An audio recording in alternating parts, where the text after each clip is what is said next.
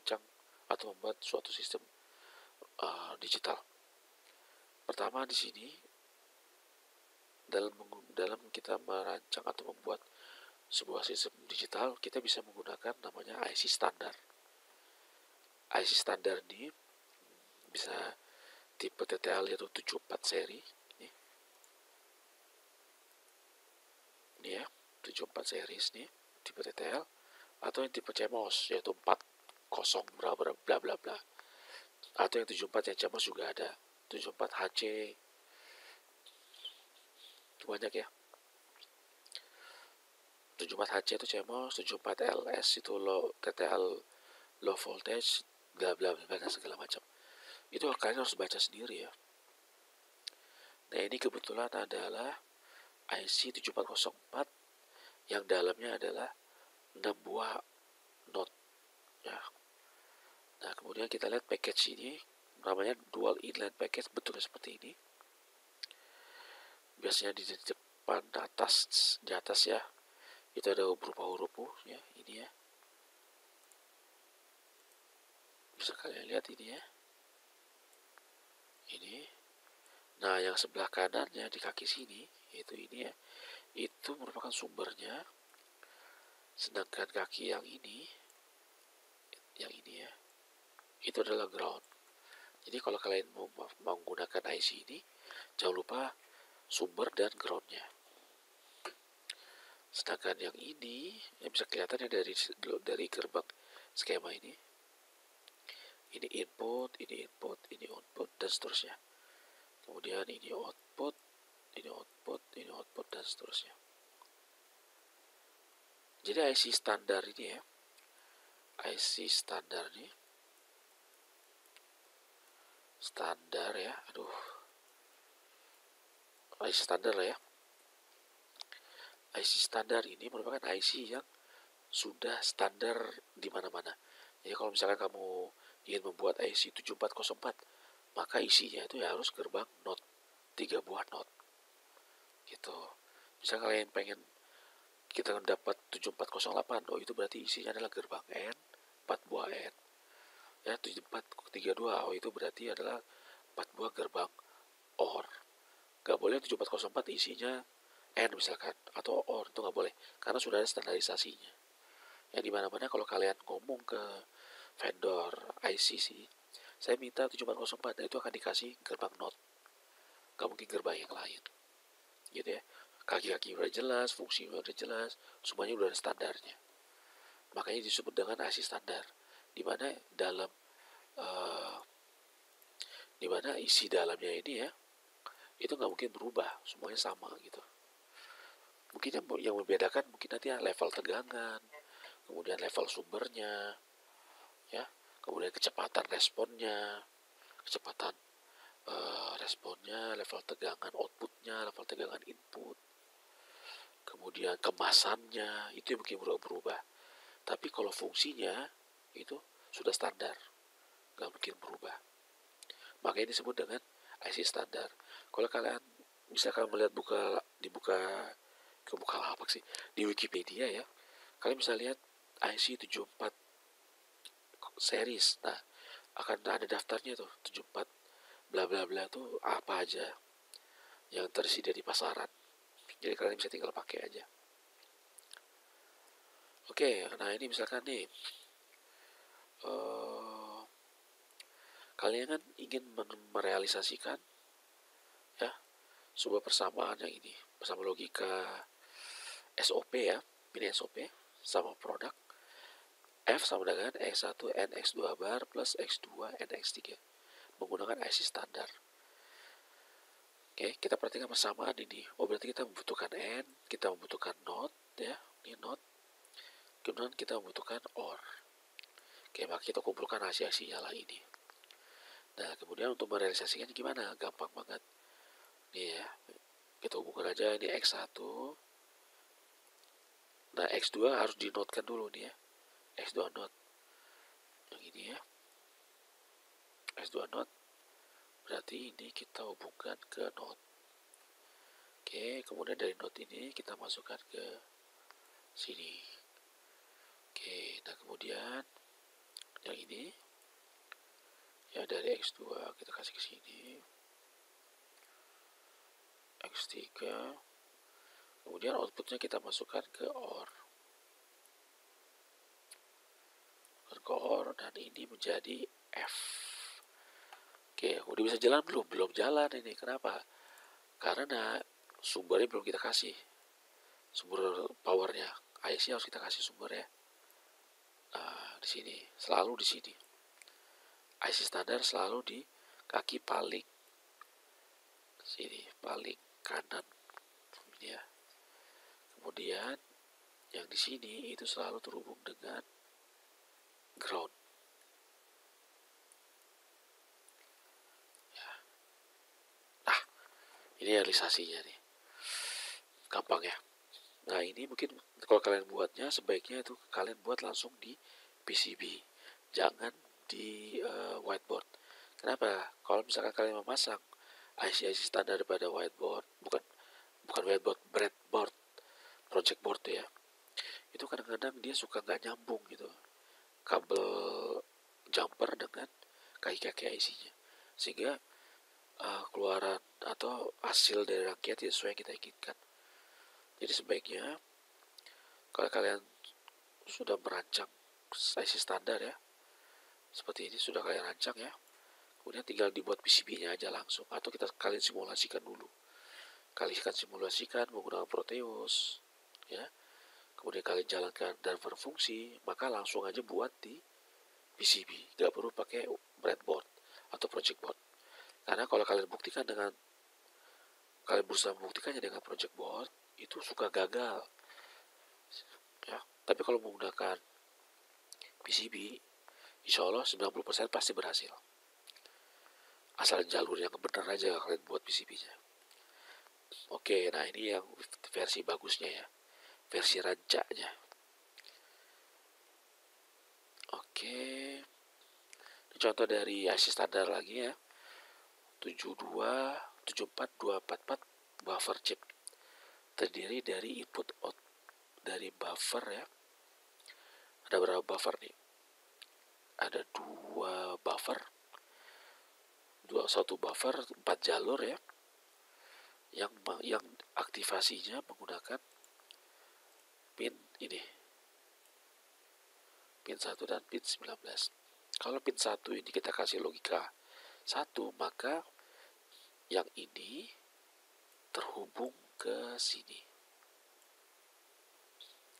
Kalau misalkan ini kita kasih 0, maka ini terputus. Bukan seperti saklar ya, ini ya, terputus. Gitu. Jadi sedangkan yang ini jalur yang ke sini. Kalau ini jalur yang ke sana. Jadi bisa dikatakan buffer 4 bit. Ya. Oke, selain IC standar ada IC lain yang keren, yaitu IC PLD. IC PLD atau Programmable Logic Device. Ya. Nah, berbeda dengan IC standar, IC PLD ini isi dalamnya, jeroannya bisa kita rubah. Gitu. Jadi misalkan hari ini kita membuat sebuah rangkaian A, kemudian besok mau saya rubah nih menjadi rangkaian B, nggak masalah. Kita tinggal rubah isi dari jeroannya ini. Kita rubah isinya menggunakan sebuah komputer, kemudian kita program, maka isinya berubah. Ingat ya, ini beda sekali dengan microcontroller atau microprosesor. Jadi yang berubah sih benar-benar fisiknya, ya, benar-benar fisik dari IC itu yang berubah, jalur-jalurnya berubah. Kalau pada microcontroller bukan jalurnya yang berubah, bukan fisiknya berubah, tapi isi dari memori microcontroller itu yang berubah, atau isi dari EPROM-nya yang berubah. Gitu. Tapi kalau PLD benar-benar jalur yang di sini, struktur fisiknya berubah. Aneh ya, menggunakan program struktur fisik sih berubah. Ya itulah teknologi zaman sekarang ya. Jadi seperti kategori IC ya, ada input, kemudian ada outputnya. Output tergantung dari input ya. Kalau misalkan ada rangkaian A di sini, maka outputnya misalkan B gitu ya.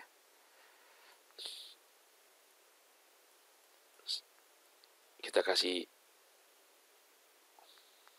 ya pokoknya gitulah, semakin ngawur aja nih. Jadi intinya ini dalamnya bisa berubah. Oke, PLD itu ada beberapa macam ya. Salah satu contohnya adalah PLA. Ini yang paling tahapan. PLD yang paling awal yaitu PLA atau Programmable Logic Array. Panjangannya Programmable Logic Array. Itu terdiri dari 3 blok ini. Ya, 3 blok ini. Input buffer dan inverter, kemudian ada blok AND plane, kemudian blok OR plane. Maksudnya apa sih? Aduh capek. Sebentar dulu ya. Oke, jadi ada 3 buah blok utama ya, yaitu input buffer dan inverter, AND plane dan OR plane. Input buffer dan inverter tuh isinya seperti ini. Nah ini ada input, kemudian ada inverter. Ini inverter ya. Input buffernya ya yang seperti ini tadi. Gitu ya.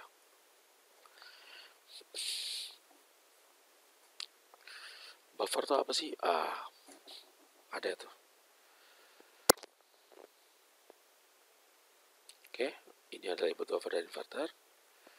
Kemudian AND plane itu terdiri dari kumpulan serangkaian gerbang-gerbang AND. Nah, ini ya, gerbang-gerbang AND. Kemudian OR plane itu gerbang-gerbang OR. Oke, PLA ini bisa kita gunakan untuk merealisasikan persamaan SOP, sum of product. Ya, masih ingat sama produk itu penjumlahan, ya, penjumlahan dari N produk-produk. Nah ini N-nya. Berarti ini untuk merealisasikan SOP. Ya.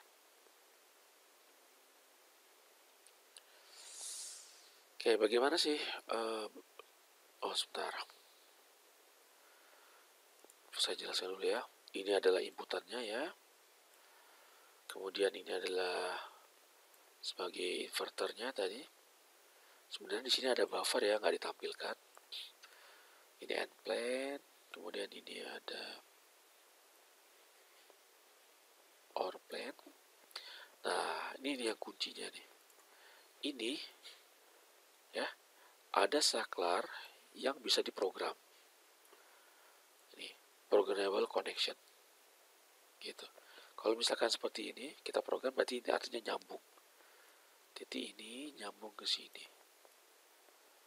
Gitu ya. Artinya X1 bar masuk ke P3. Kalau yang terputus ini berarti tidak nyambung.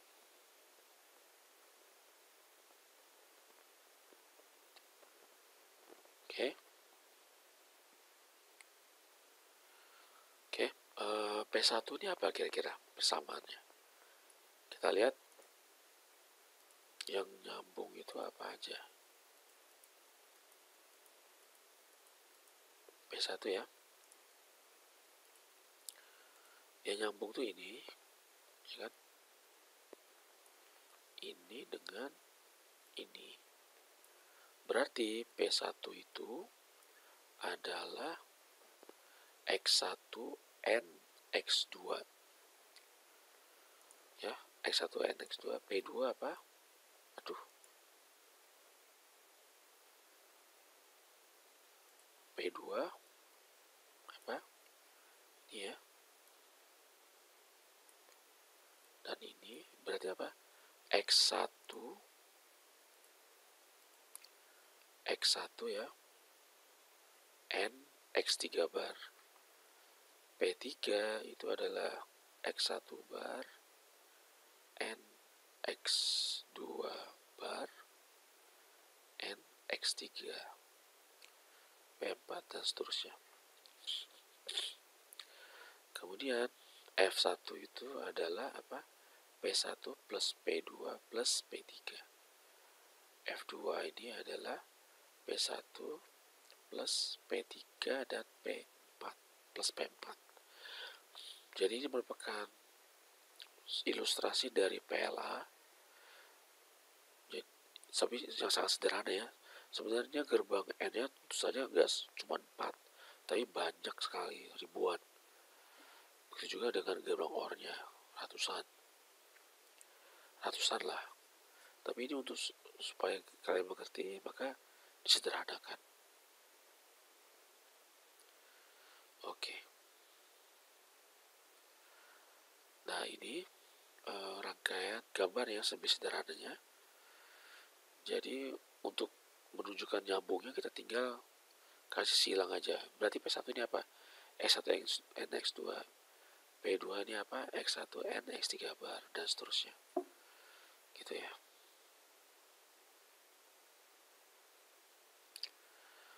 Oke, kemudian dalam pemakaian PLA ini, Programmable Logic Array ini, rupanya ada suatu kendala-kendala ya, di mana dirasa kecepatannya itu kurang cukup cepat. Kenapa? Karena akibat adanya ini.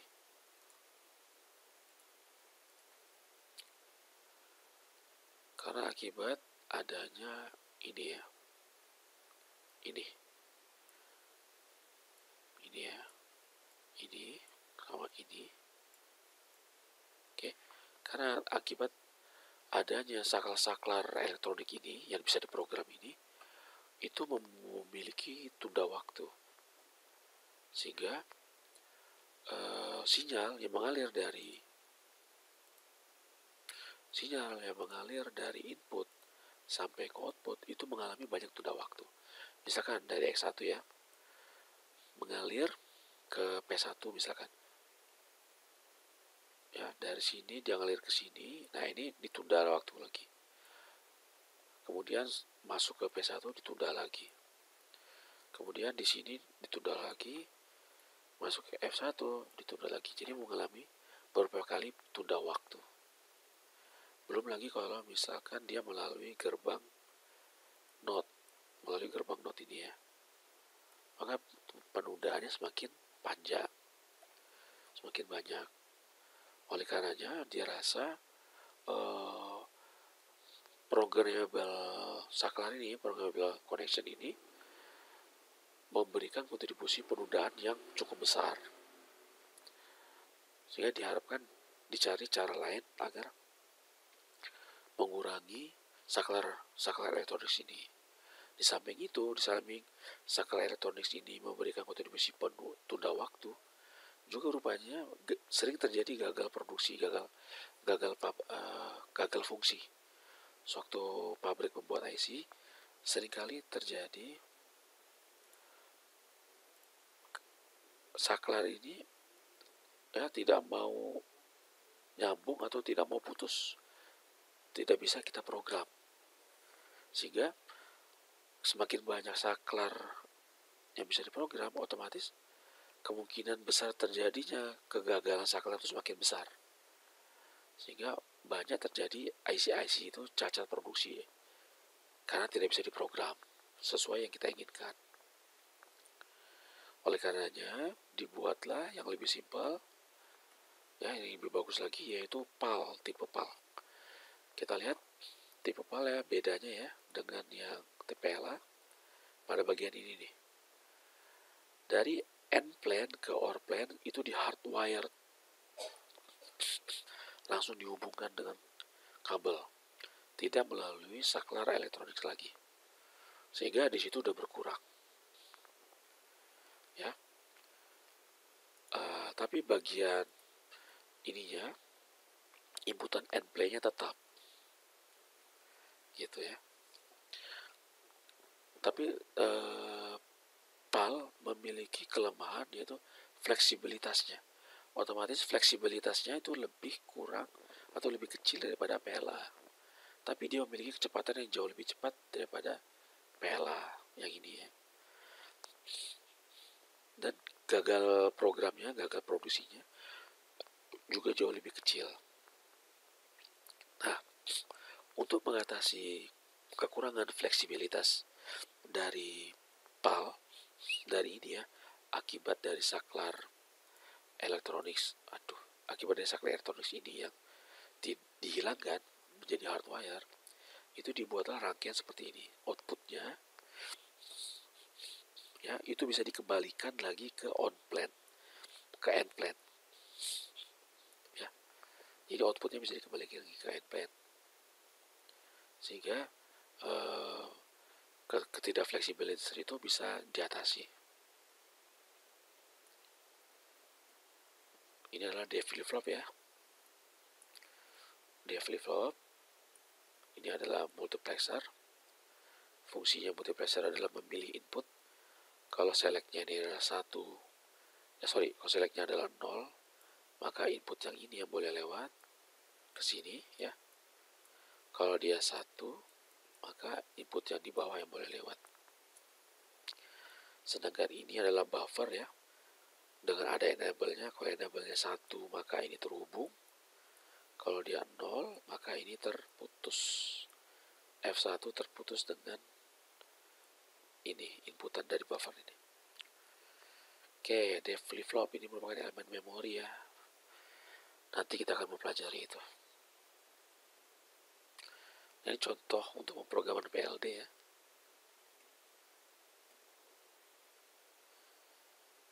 Oke, CPLD.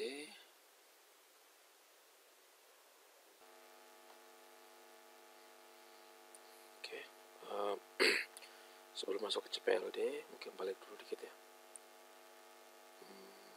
Sekarang apa keuntungannya kita menggunakan PLD ya?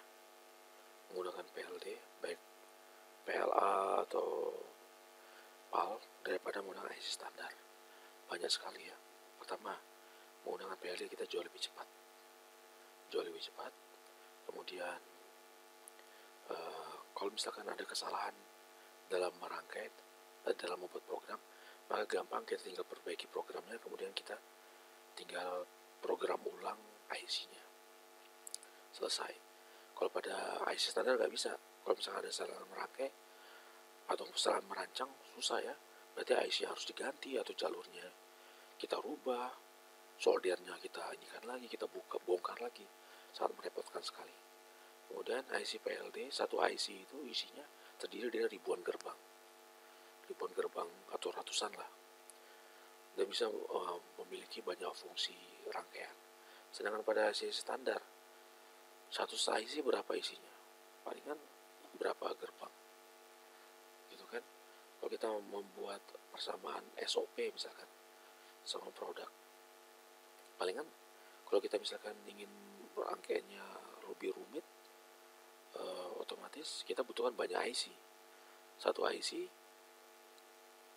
pertama mahal ya, anggaplah 2000 gitu. Kemudian memasang jalur-jalur PCB antara IC itu juga berarti kita membutuhkan lebih luas PCB,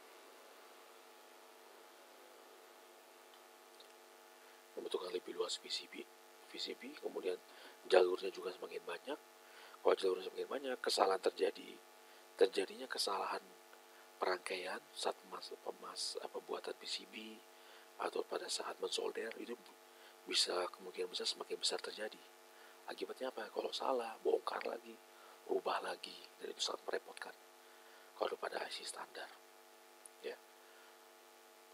Jadi kalau pada IC standar ini biaya produksinya jauh lebih mahal ya. Dari luas PCB aja lebih luas, kemudian jumlah IC jadi lebih banyak gitu. Itu bisa kita gantikan menjadi satu IC PLD aja, ya kan? Kita tidak melakukan penolderan. Kalau tidak melakukan penolderan, maka kesalahan yang terjadi akibat penolderan itu tidak ada gitu. Mungkin penolderan saat memasang IC PLD-nya aja ke PCB, sedangkan jalur-jalur gerbang-gerbang itu tidak perlu karena kita lakukan dengan menggunakan program gitu ya. Sedangkan IC standar tidak gitu. Nah, IC PLD itu yang pernah saya beli itu harganya cuma 10.000 dan itu fungsinya udah bagus banget ya. cepat sekali, fungsinya bisa kita program, sedangkan IC standar udah kita beli, misalkan nggak mau kita pakai lagi gimana, ya kita buang, ya kan. Kalau misalkan nggak kita pakai, kalau IC PLD bisa kita rubah programnya, ya otomatis PLD ini jauh lebih menguntungkan daripada IC standar. Ya, bisa diprogram lebih cepat, biaya produksi jauh lebih murah. Kalau ada kesalahan program, bisa kita tinggal program ulang, perbaiki dan program ulang. Jika mau di-upgrade sistemnya, tinggal diperbaiki programnya dan di program ulang ininya, IC-nya. Otomatis PCB-nya juga lebih kecil ya. PCB lebih kecil, jadi lebih murah. Jadi ujung-ujungnya adalah duit yang dibutuhkan saat menggunakan PAL atau PLD itu jauh lebih sedikit ya secara overall ya daripada menggunakan IC standar gitu. Dan juga belum lagi kecepatannya. Oke, lanjut. Nah, kita masuk ke CPLD, Complex Programmable Logic Device. Jadi ini sebenarnya merupakan PAL ya, tipe yang ini, tipe PAL ini ya, tipe PAL yang digabung-gabungkan ya. Ini PAL yang digabungkan melalui interconnection wires ya, terdiri banyak dari PAL dihubungkan oleh jadilah CPLD. Ini banyak terdapat pada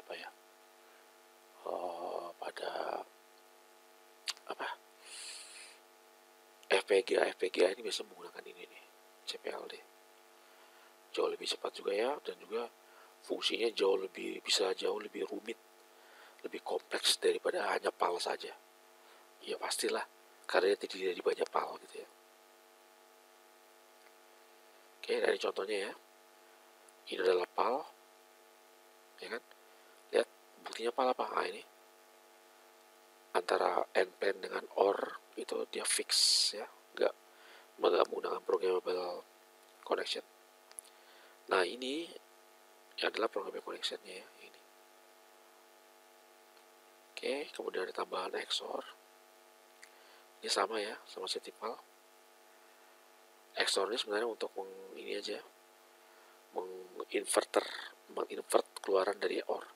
Kalau misalnya pengen keluar OR jadi 0 atau terbalik, ini tinggal dikasih 1, maka terbalik dia. Kalau misalnya 0, maka dia tidak membalik. Oke, nah ini untuk umpan balik ke dalam jaringan ya, interconnection wires. Nah ini ya, interconnection wires. Oke, samping CPLD ada namanya FPGA Field Programmable Gate Array. Nah ini ya, berbeda dengan PAL atau PLA atau CPLD. Ini dia terdiri dari LUT. Ini LUT, ini interconnection wire ya. Ini logic block ini nanti ada LUT-nya. Nah ini ada LUT-nya nih, lookup table.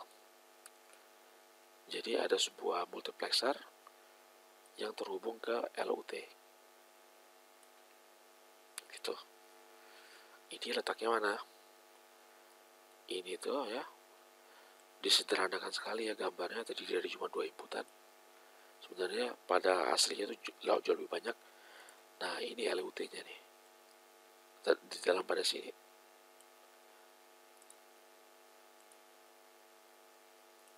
Ini ya,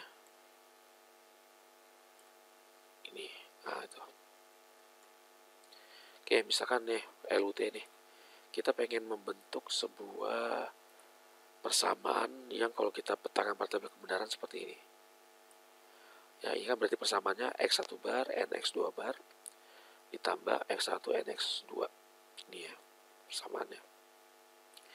Kita realisasikan dengan LUT, itu gampang sekali ya. Hasil dari ininya, outputnya itu kita masukkan ke sini. Nih, ini berarti isinya tabel ini adalah 1, 0, 0, 1. Ya sebenarnya bukan masukkan, bukan kita ya. Jadi kita program, nanti komputer akan memasukkan ini ke LUT pada FPGA gitu dengan cara program. Ya mirip-mirip microcontroller dah. Ini ada memori. Ya ini memori sebenarnya. Maka LUT ini, nah ini sudah membentuk persamaan ini. Gitu. Nah ini ya contohnya. Kembangin fungsi kerjanya nanti kalau udah belajar multiplexer. Oke, ini misalkan 3 LUT. 3 ya. Kalau misalkan kita membuat persamaan, kita tinggal lihat tabel kebenarannya. Output dari tabel kebenaran itu ya tinggal masukkan ke sini. Tapi masukkan bukan kita tentunya, dengan program.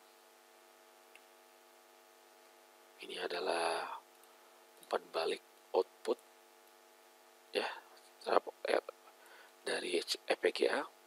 Dari LUT ada umpan baliknya ini. Nah ini contoh ya. Misalkan kita sudah program LUT FPGA-nya. Dari sini kita bisa lihat ya. Kira-kira F1 ini isinya apa gitu. F1 isinya apa? F ini persamaannya apa? Jadi ini adalah kaki-kaki dari FPGA. Ini kaki-kakinya. Kemudian di dalamnya ada LUT yang udah diprogram, ini ada 2. Ada 3 ya. Kemudian ini adalah interconnection wiresnya. Tentu saja otomatis ini adalah penyederhanaan dari FPGA yang sebenarnya. Oke, sekarang bagaimana kira-kira F ini persamaannya apa? Ya, kira-kira kita lihat X1 ini terhubung ya. Terhubung ke sini. X2 terhubung ke LUT yang ini. Kemudian F1 ini, ini berarti kita lihat tabel isi LUT-nya. Ini apa? Tabel kebenaran, output tabel kebenaran dari N ya. Berarti F1 ini pasti adalah X1 and X2. Kemudian yang ini, LUT yang ini kita lihat. LUT yang ini dari mana? Ini X2-nya terhubung ke sini. Kemudian dia kemana nih? Ke sini ya. Ke sini, kemudian ke sini. Kemudian ke sini. Ya berarti ini X2 ya. Ini X2. Kemudian yang ini ya. Terhubung ke sini. Terhubung ke sini. Terhubung ke sini. Terhubung ke sini gitu ya. Makanya ini X3 gitu. Oke, berarti F2 adalah, lihat isi dari LUT-nya.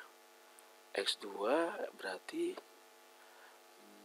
X2 X1 X2 bar X3 nih ya. Nih berarti kan yang ini nih.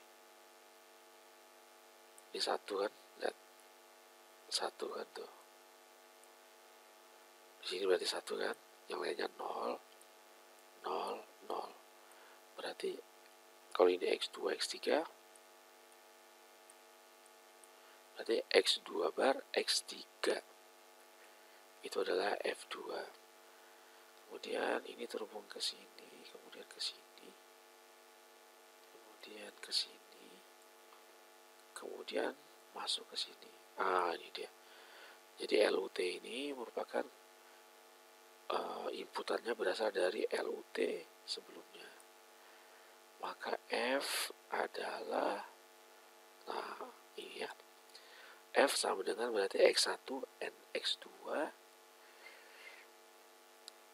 ditambah, kenapa tambah, ini kan OR ya, ditambah dengan X2 bar N X3, itu adalah keluaran dari tim load FPGA yang udah diprogram. Load ini program ada 3 saja. Ini FPGA juga cepet banget ya, walaupun dia banyak interkoneksi wireless, tapi dia bisa jadi cepat sekali. Nah, kemudian IC terakhir yang bisa diprogram adalah custom chip. Ini custom. Jadi custom chip ini merupakan seperti standar IC standar. Seperti IC standar ya, yang tidak bisa diprogram, tapi isinya tuh bebas. Gitu ya. Misalkan nih, saya membuat sebuah IC, isinya bla bla bla, apalah. Kemudian saya order ke pabrik. Maka pabrik akan membuat IC yang saya buat itu. IC yang sudah saya rancang. Nah, itu disebut dengan custom chip. Gitu ya. Nah, ini contohnya custom chip ya. Oh, ini gate array, bukan ini. Iya, gate array. Jadi gitu maksudnya custom chip tuh. Ada IC kosong, chip kosong, ini kosong ya. Maksudnya kosong apa? Dia belum diprogram, belum disambung-sambung. Sambung-sambungnya belum sambung. Terdiri dari NAND. Ini gerbang NAND ya. Gerbang NAND. Nah, nanti kita rancang. Saya pengen buat sebuah rangkaian apa. Kemudian saya bawa ke pabrik. Pabrik nanti akan menyambung-nyambungkan gerbang-gerbang ini. Akan nyambung gerbang-gerbang ini bagaimana kemudian sambungannya. Jadilah IC sesuai seperti yang saya pesan. Tapi IC tidak bisa diprogram ulang gitu. Tidak bisa diprogram ulang. Makanya disebut sebagai custom chip. Ini jauh lebih cepat lagi ya daripada FPGA. Nah, ini cara programnya ya.